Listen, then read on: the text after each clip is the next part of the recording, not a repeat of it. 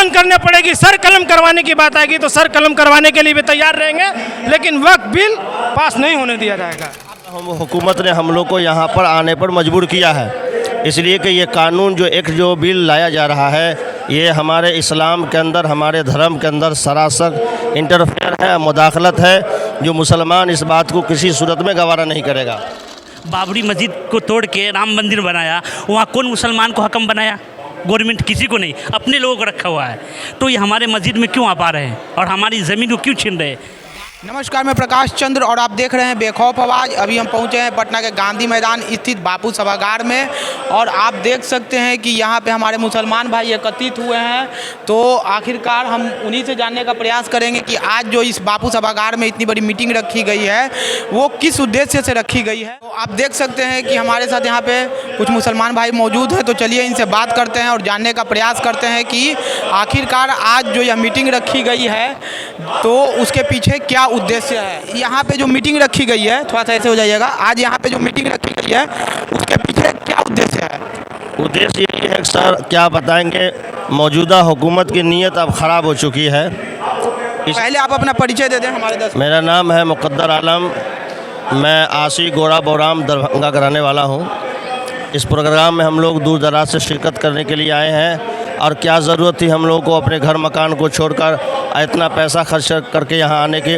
मौजूदा हुकूमत ने हम लोग को यहाँ पर आने पर मजबूर किया है, इसलिए कि ये कानून जो बिल लाया जा रहा है, ये हमारे इस्लाम के अंदर, हमारे धर्म के अंदर सरासर इंटरफेयर है, मुदाखलत है, जो मुसलमान इस बात को किसी सूरत में गवारा नहीं करेगा। हुकूमत से मैं अपील यही करूँगा कि इस बिल को हुकूमत जल्द से जल्द वापस ले ले। कौम को, मुसलमान को, आखिरकार ये जो बिल लाई है सरकार, उससे क्या नुकसान होने वाला है वक्फ बोर्ड को? ये बहुत ज़्यादा नुकसान है। सबसे बड़ा नुकसान ये है कि ये हमारा निजी मामला है, हमारे शरीयत और हमारे धर्म का मामला है और हिंदुस्तान के कानून में हमको मुकम्मल आज़ादी दी गई है कि हम अपने धर्म पर चलें, उसकी तबलीग करें। किसी भी धर्म या कौम धर्म के कानून को छेड़छाड़ करने की इस देश के कानून में है कि किसी को कोई इजाज़त नहीं है। लेकिन ये जानबूझकर ये हुकूमत जो है मुसलमानों को परेशान कर रही है और ये जंग आज़ादी के बाद से इस हुकूमत ने जितना मुसलमान को परेशान किया है, किसी हुकूमत ने इतना मुसलमानों को परेशान नहीं किया है। 2025 में चुनाव है बिहार में विधानसभा का, तो क्या लगता है सरकार जो अभी आप लोग की मांग है उसको ध्यान में रख के आप लोगों की मांग को सुनेगी? बिहार सरकार बीच में इंटरफेयर करेगी? अब वो तो वक्त आने पर पता चलेगा कि सरकार क्या करती है। सरकार अगर अपना काम सही से करेगी तो हम लोग सरकार के साथ हैं। अगर सरकार हमारे शरीयत में दखल अंदाज़ी करेगी, मुसलमानों को परेशान करेगी, तो फिर वक्त बताएगा कि सरकार के हक़ में हम लोग क्या करेंगे और आगे का क्या प्लान होगा हम लोग का। इसलिए हुकूमत से ही गुजारिश है कि खुदा के वास्ते मुसलमानों को इस देश में परेशान न करें, ख़ुद भी सही से जिए और दूसरे का हुकूक का भी ख्याल करे, जो काम है वो काम करे। ये काम सब वही सरकार करती है जिसके पास कोई काम नहीं है मौजूदा वक्त में, जानबूझकर मुसलमानों को परेशान करना। कहा जा रहा है कि इससे मुसलमानों को कोई तकलीफ नहीं होगी, बस केवल देख रेख किया जाएगा कि वक्फ बोर्ड के बारे में क्या है, बस उसकी जानकारी सरकार के नज़र में रहेगी। ये सरकार कैसे तय करेगी कि मुसलमानों को नुकसान नहीं होगा? मुसलमान सब बहरे या गूंगे थोड़े हैं। मुसलमान में भी एक से एक पढ़े लिखे हैं, जिस इस बारीकी को जानते हैं और हम लोगों ने इसको पढ़ा है। इसमें मुसलमानों का बहुत नुकसान है। मुसलमान वक्फ की सारी जायदाद को अपने कब्ज़ा में लेना चाहती है और वो जिस तरह चाहेगी इसको चलाएगी, ऐसा कभी हो नहीं सकता है। जब किसी मंदिर या गुरुद्वारे का मेंबर या चीफ कोई मुसलमान नहीं हो सकता है, तो किसी वक्फ की जायदाद या मंदिर या मस्जिद का चीफ या मेंबर कोई गैर मुस्लिम क्यों होगा? हर एक को अपने अपने धर्म पर अमल करने का और इत्मीनान और सुकून के साथ जीने का इस मुल्क में हक़ है, उसका सरकार ख़ास ख्याल रखे। इसी में इस मुल्क के लिए बेहतरी है। आप आगे जाइए। आप देख सकते हैं कि यहाँ पे क्या मतलब लोगों का कहना है कि सरकार हमारे बिल पे इंटरफेयर कर रही है, वक्फ बोर्ड बिल पे इंटरफेयर कर रही है। इसको लेकर एकजुट होकर हम सरकार से निवेदन कर रहे हैं कि इस बिल पे मतलब विचार किया जाए। तो आप देखिए और भी यहाँ पे बहुत सारे हमारे मुसलमान भाई मौजूद हैं, तो हम उनसे बात करने की कोशिश करेंगे। सबसे पहले बेखौफ आवाज़ में आपका स्वागत है। आप अपना परिचय पहले हमारे दर्शकों को एक बार दे दें।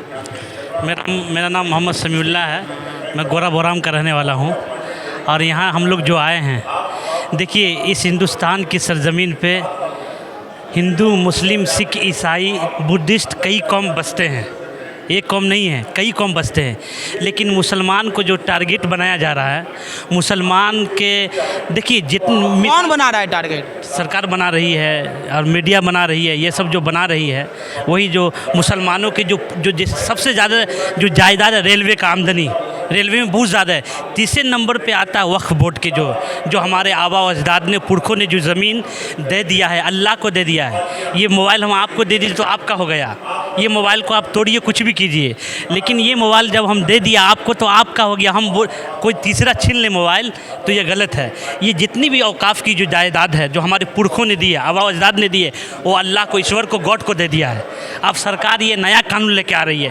हालांकि अंग्रेज़ के ज़माने में भी ये कानून बना था, कानून बनता आया, लेकिन ये कानून ऐसा नहीं बन रहा है कि मुसलमानों के जो जितने भी औकाफ की जायदादें हैं, जितनी भी चीज़ें हैं, जितनी भी आमदनी है, उसमें और लोगों को हकम बनाकर दाखिल किया जा रहा है। ये हमारी मस्जिद है, हमारी औकाफ की ईदगाह है, इसमें गैर मुस्लिम को थोड़े बनाया जाएगा। बाबरी मस्जिद को तोड़ के राम मंदिर बनाया, वहाँ कौन मुसलमान को हकम बनाया? गवर्नमेंट किसी को नहीं, अपने लोगों को रखा हुआ है। तो ये हमारे मस्जिद में क्यों आ पा रहे हैं और हमारी ज़मीन को क्यों छीन रहे हैं? बात है कि यहाँ ना हिंदू है ना मुसलमान है, सब आपस में भाई भाई है।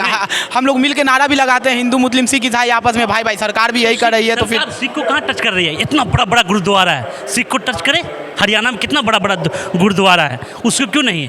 गैर मुस्लिम भाई हमारे जो मुल्क में कंधे से कंधे मिलाकर रहते हैं, राम मंदिर जो बना उसमें कौन मुसलमान का नाम दे दिया? इसमें बोला 12 को गैर मुस्लिम को इसमें ऐड करना पड़ेगा। भाई हर काम गलत कर रही है भाई सरकार। ये हमारा अपना शरीयत का मसला है, ये आप लोगों का मसला नहीं है। ये तो हम अल्लाह को दे दिए, गॉड को दे दिए, डोनेट कर दिए। जब डोनेट की हुई चीज़ को उस पर कोई नहीं बोल सकता है, उस पर वो कानून, नया कानून लेके आ रहा है। तो आखिरकार इस जो वक्फ बोर्ड कानून लाई है सरकार, उससे क्या नुकसान हो रहा है आप लोगों को, मतलब मुसलमान भाइयों को? बहुत, हमारा मदरसा, ईदगाह, जितने भी औकाफ की जायदाद है, जितनी भी जायदाद है, सबको छीन लिया जाएगा, सबको ख़त्म हो जाएगा सब। उसका जितनी भी आमदनी है वो सरकार, गवर्नमेंट के हाथ में चला जाएगा। अभी जो इस चीज़ की जो चीज़ हमारे पास है, गवर्नमेंट ने जो आबा अजदाद दे दिया, ये कुर्सी हमें दे दिया, इसकी जो भी कमाई हो रही है, तो वो जिस चीज़ मदरसे कमाई मदरसे में लग रहा है, ईदगाह की कमाई ईदगाह में लग रही है, वक्फ बोर्ड में लग रहा है, लेकिन ये कमाई गवर्नमेंट के पास चला जाएगा, ज़िला कलेक्टर के पास चला जाएगा। वो चाहेगा जहाँ चाहेगा वहाँ खर्च करेगा। ये बहुत बड़ा नुकसान है इससे। अभी जो आप लोग यहाँ पे मतलब कि एकत्रित होकर जो मीटिंग कर रहे हैं, उसमें किस चीज़ पे, मतलब किन पहलुओं पे मतलब मीटिंग कर रहे हैं आज? इन्हीं पहलुओं पे हम लोग मीटिंग कर रहे हैं कि बिल पास नहीं होना चाहिए। हाँ, ये गलत चीज़ है, सबके लिए गलत चीज़ है, इसको रोकना है। अगर सरकार नहीं रुकती है और बिल को अगर पास, जैसे हम लोग एमएल किया, अभी 3 करोड़ से 4 करोड़ एमएल हो चुका है, अभी भी अगर नहीं मानती है, 5 करोड़ करीब पहुंच चुका है, 2 दिन का और वक्त था, नहीं मानेगी तो अगला कदम क्या होगा वो हमारे जो बड़े हैं वो बताएंगे, उसके हिसाब से काम होगा। मतलब आपको लगता है कि ये जो सरकार वक्फ बोर्ड का जो नियम लाई है, उस पर कानून लाई है, उससे मुसलमान भाइयों को नुकसान हो रहा है? होता क्या है कि क्या नाम हुआ, पहले नाम बताएं आप। हमारी सोहेल आलम हुआ, हम दरभंगा से आए हुए हैं। देखिए, डोनेट किया हुआ सामान हम लोग, क्या होता है हम लोग के समाज में कि मस्जिद के लिए या कब्रिस्तान के लिए जो भी हम लोग वक्फ के लिए करते हैं, ये हम अल्लाह के लिए दान देते हैं। यो क्योंकि ज़मीन जो भी हमारी होती है, वो जो दान देते हैं वो अल्लाह की ज़मीन है और उसका ही अल्लाह ही मालिक है। और हम वो ज़मीन को इसलिए देते हैं कि उसमें मस्जिद बने, मदरसा बने, और गरीब के, कुछ गरीबों के भी, मान लीजिए कुछ ज़मीन ज़्यादा होती है, गरीबों के भी उसमें बसाया जाता है। लेकिन इस वजह से सरकार इंटरफेयर कर रही है। जैसे कि राम मंदिर बनाया, राम मंदिर में सब हिंदू है, उसमें जो भी हो सदस्य हिंदू है। इसमें क्या होगा, जब इंटरफेयर सरकार करेंगे तो इसमें हिंदू को सम्मिलित करेगा, उसमें मुस्लिम एक भी नहीं है तो उसमें भी मुस्लिम दिया जाए ना। अच्छा, आपको इस बात से प्रॉब्लम है, वक्फ बोर्ड पे नियम से प्रॉब्लम नहीं है? वक्फ बोर्ड के नियम में दोनों होना चाहिए। देखिए प्रॉब्लम ये है कि हम इसमें हुआएगा, हमको उसमें लिया नहीं, ये होना चाहिए। क्या प्रॉब्लम है बताइए आप पहले परिचय दे दीजिए उसको। मेरा नाम मोहम्मद मिराज हुसैन हुआ। कहाँ से हैं आप? मैं पुनपुन से चल कर आया हूँ। जैसा कि हमारे इदारत से ऐलान हुआ कि कॉन्फ्रेंस होने वाला है, तो आप सभी लोग जो है अपना एक होकर वहाँ अपना तादाद दिखाएं और ये बिल पास होने से इसको रोकें। तो इससे सबसे बड़ी नुकसान क्या है, जब हमारे देश आज़ाद से पहले हमारे बाप दादा परदादा जो भी थे, अपना देश भारत छोड़कर जब दूसरे देश में चले गए, तो वो जो भी था, मेरा संपत्ति हमारे पूर्वजों का संपत्ति, हमारे मुस्लिम भाइयों का संपत्ति जो भी था, उन्होंने एक वक्फ की कमेटी थी, वो कमेटी को सौंप कर चले गए। और आज भाजपा की सरकार, नरेंद्र मोदी की सरकार, हमारी वक्फ की ज़मीन जितनी भी है, एक साजिश के तहत जब वो बिल पास हो जाएगी तो एक साजिश के तहत हमारी ज़मीन को छीन लिया जाएगा। तरह तरह के उसमें जो है फंडिंग लाया जाएगा और बहुत तरह के उसमें जो है ना फेरबदल किया जाएगा। और हम पूरे भारत के मुसलमान ये नहीं चाहते हैं कि हमारे बाप दादा परदादा की संपत्ति दी हुई वक्फ में वो कोई लेकर वो अपने हिसाब से और अपने पावर और अपने यूनिटी के हिसाब से चलाए। ये नहीं, हमारी वक्फ एक अलग तरह की एक अदालत है वक्फ की।